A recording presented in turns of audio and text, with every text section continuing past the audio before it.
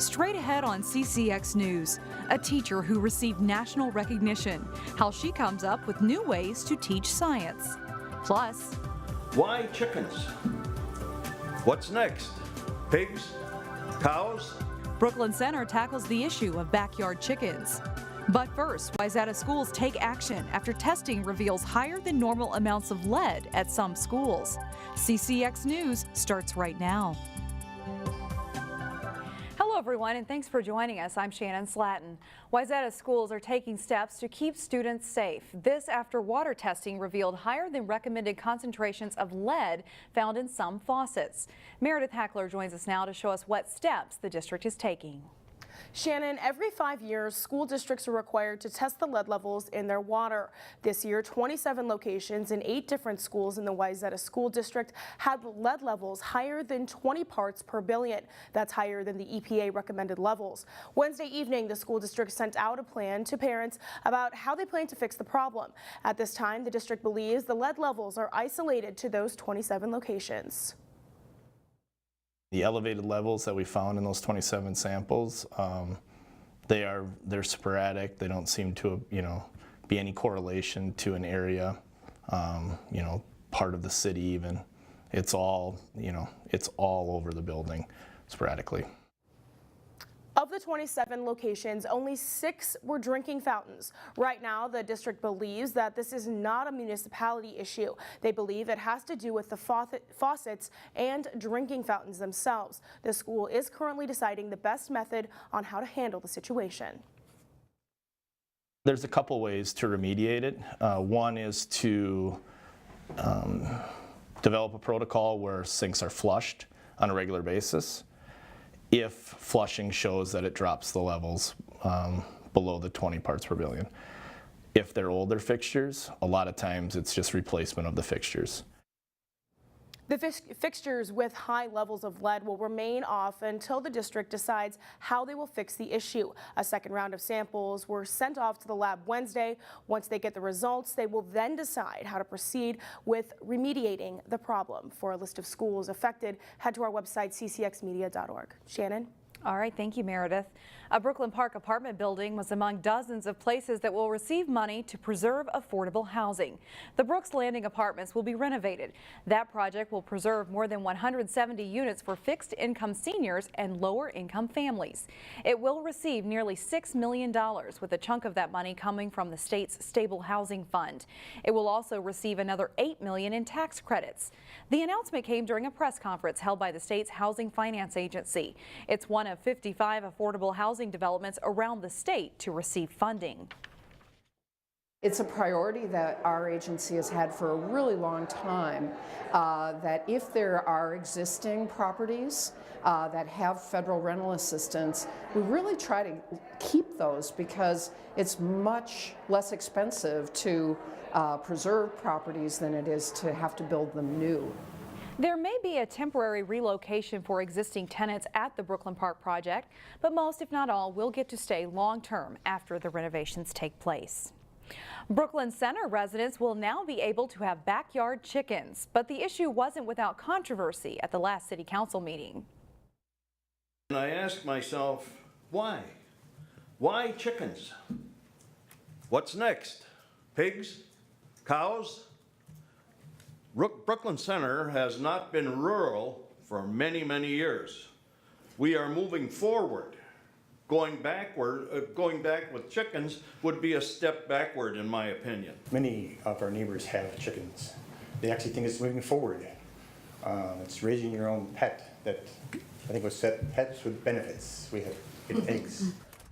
It was a close 3-2 vote on the Brooklyn Center City Council, but the council did vote to allow residents to have no more than 6 hens in single or 2-family homes. There are also specific requirements for the size of the chicken coop and the run. The 2 council members who voted against changing the current ordinance said they couldn't support the change without requiring chicken owners to be registered and licensed. When it comes to teaching science and math, there's only so much that students can learn from listening to a lecture or reading from a textbook. And that's why teachers at Jackson Middle School in the Anoka-Hennepin School District like to take a hands-on approach. In today's School Spotlight, Delane Cleveland introduces us to a teacher who's received national recognition for her teaching methods. Exercise has plenty of benefits. Go, go, go! But for these 7th graders, burning calories isn't necessarily the primary objective. This is Get Moving Day, so it's pretty much an in-school field trip. It's an in-school field trip that has students at Jackson Middle School working on their abs, testing their jumping abilities, and doing some good old-fashioned leg work. We have a theme of each trimester, and our theme for 7th grade is Get Moving. Side plank, side plank! This activity is just one of the ways that staff members teach students about movement to fit with the theme of the trimester. Want to try again? But it's certainly not the only time Sarah Garrett and her students engage in hands-on activities. Sarah's one of those teachers that really is constantly, I think, even probably at home, thinking what are new ways that I can teach this material to my students. Jane Mathieson is a curriculum integrator at Jackson Middle School. She says that Garrett is constantly coming to her with new ideas on ways to teach kids about science. And has them do bird kind of investigations, mammal investigations, prairie investigations. I mean, and her kids are out in the field, which they should be, because that's what environmental science is. Are you up to the challenge, friend? If you talk to Garrett, it's easy to see why she takes that approach. If we're gonna have students be lifelong learners and like, hey, remember when we did this? And like, oh yeah, that was something I was very passionate about. It's gonna be those experiences when they're hands-on, when they're outside. It's pretty amazing, eh? Garrett has a passion for teaching, and in September, that passion was recognized by the U.S. Environmental Protection Agency. So out of the whole national contest, she was one of the top 10 environmental educators in the country, and we're very proud of her. It was kind of a mixed bag of emotions. I was like, yay, I got something, but okay, now what? What does that all mean? What it means is that Garrett's students are getting a top-notch science education. And while she didn't earn the top prize, it's an honor that Garrett and her colleagues don't take lightly. Sarah Garrett is the epitome of what we want in our teachers. For School Spotlight, Delane Cleveland, CCX News. Still ahead, a chance for local artists to show off their work. It's a big event called Art Attack. Plus, Champlin Park gears up for another playoff test in prep football. We'll hear from the Rebels. But first, rain moves in. Expect light rain and a high near 50 on Friday.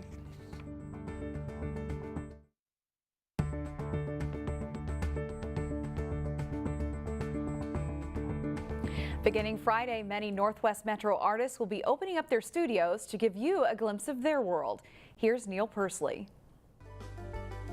I want to show my work to as many people as I possibly can. I knew that watercolor artist Christine Fretham from Maple Grove used to work out of her home, but several years ago moved her studio to the Northrop King building in northeast Minneapolis. Moving here just completely changed my life because I'm interacting with the public now, and a lot more people are seeing my work, and a lot of them are actually buying it. They're angels in my mind. From Friday through Sunday, Northrop King is having their annual Art Attack event.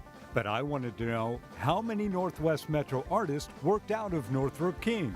It turns out, a lot. We have a number of people, and I think you'll get a chance to visit a number of them today, who are here from communities all over, and the West Metro area is definitely, I live in Plymouth myself, so it's definitely well represented here.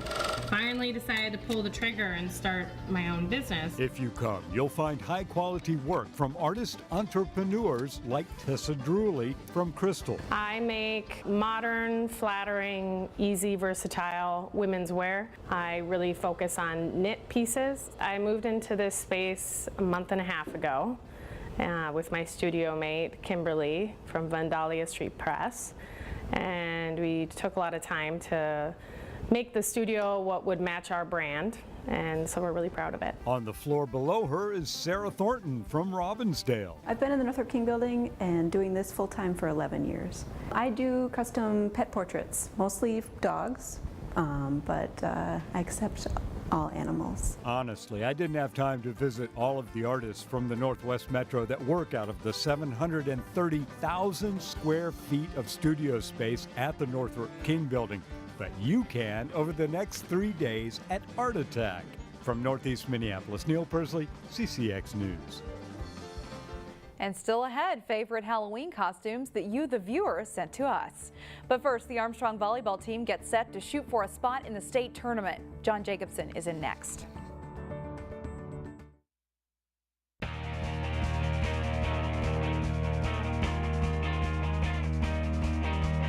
The prep football playoffs continue Friday night. 3 local teams remain in Class 6A, Maple Grove, Wayzata, and Champlin Park.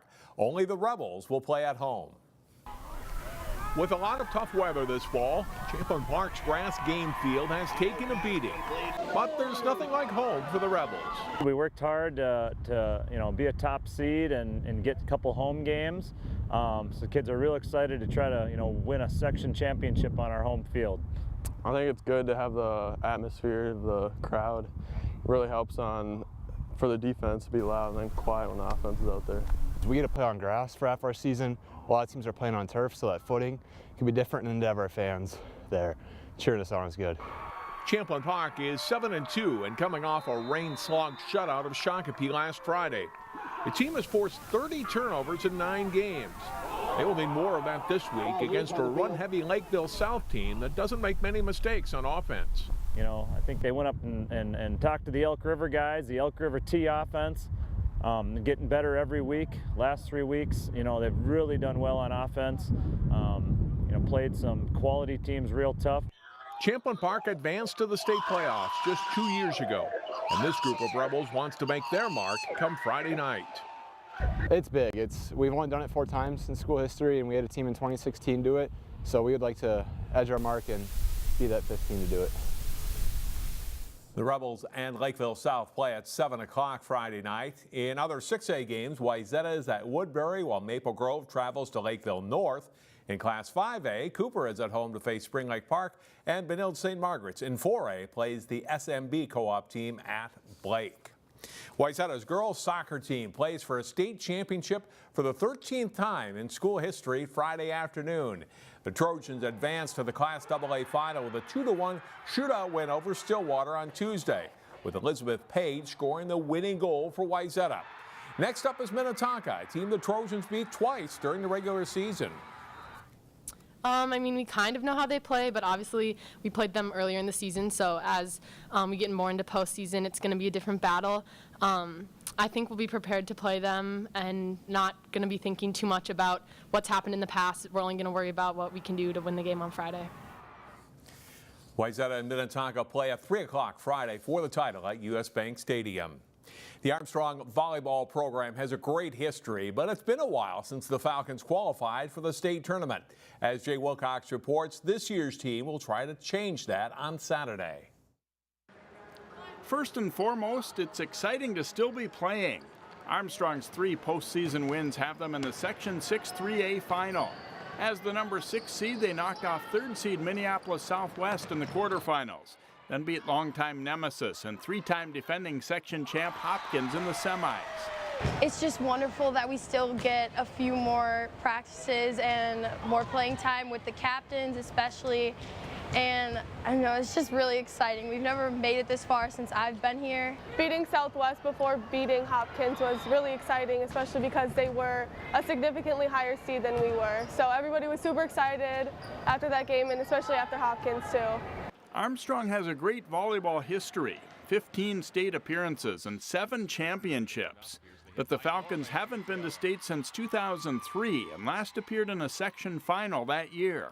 I'm not gonna lie, I've been here 8 years. We have not made it this far in sections in my time. And after I win last night, I let out a couple of involuntary shrieks just here and there. Woo! So yeah, we're excited, the team's excited, our fans were super excited, the parents are excited. None of the current Falcons have faced Saturday's opponent, Edina, another team that's gone a long time without getting this far. We haven't played them in a really long time, so it's definitely going to be a little bit tougher, but we're still doing our homework. I know very little about Edina. I looked at their distribution of the ball. It looks like they have a couple of hitters that they set on the outside quite a bit. I noticed they didn't miss a lot of serves in their match in their win over St. Louis Park the other day. So we know we're going to have to keep the ball in play and, be clean, not make a lot of errors, but I know they have a couple good hitters and their defense is going to be really good, but we're preparing in practice and we're coming ready for them. It's been a fun playoff ride so far, and Armstrong would like to add Excel Center, St. Paul, to the itinerary. Jay Wilcox, CCX Sports. And live volleyball tonight, Thursday on CCX as Champlin Park faces Wayzata for the Section 5 3A Championship starting at 7 o'clock. Shannon, back to you. All right, thank you, John. Up next, we visit a favorite spot for trick-or-treaters in Brooklyn Center and some of our favorite Halloween costumes when we come back.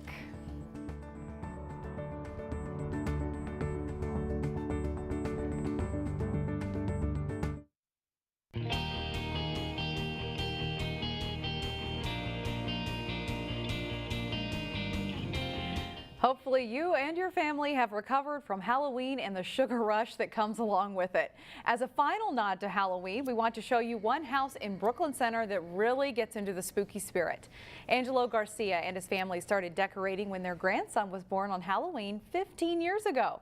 Every year they try to add something new, and as you can see, the house is now a must-stop for trick-or-treaters.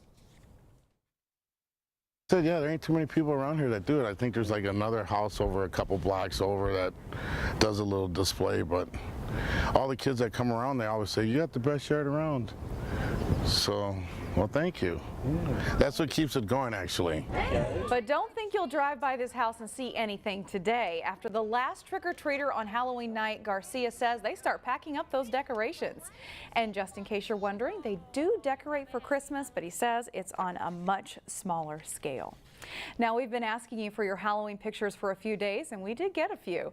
We'll leave you today with some Halloween highlights from a neighborhood near you. Enjoy.